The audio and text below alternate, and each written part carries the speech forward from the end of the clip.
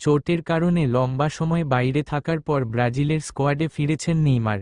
সম্প্রতি সৌদি আরবের Al Hilal থেকে শৈশবের ক্লাব সান্তোসে পাড়ি দেওয়া ফরোয়ার্ডকে নিয়ে কলম্বিয়া ও আর্জেন্টিনার বিপক্ষে ম্যাচের দল দিয়েছেন কোচ দরিভাল জুনিয়র। 2023 সালের অক্টোবরে উরুগুয়ের বিপক্ষে ম্যাচের সময় চোট পান নেইমার। এরপর লম্বা সময়ের জন্য বাইরে চলে যান 33 পেরোনো তারকা। সান্তোসে ফিরে খেলায় নামার পর এবার আন্তর্জাতিক ফুটবলেও ফিরতে যাচ্ছেন তিনি। সান্তোসের হয়ে 7 ম্যাচ খেলে 4টিতে ম্যাচ সেরা হন নেইমার।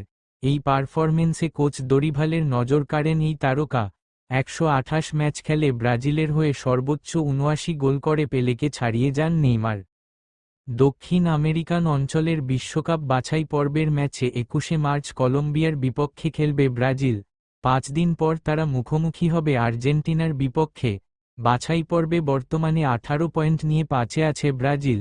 এই অঞ্চল থেকে সরাসরি বিশ্বকাপ খেলবে 6 দল।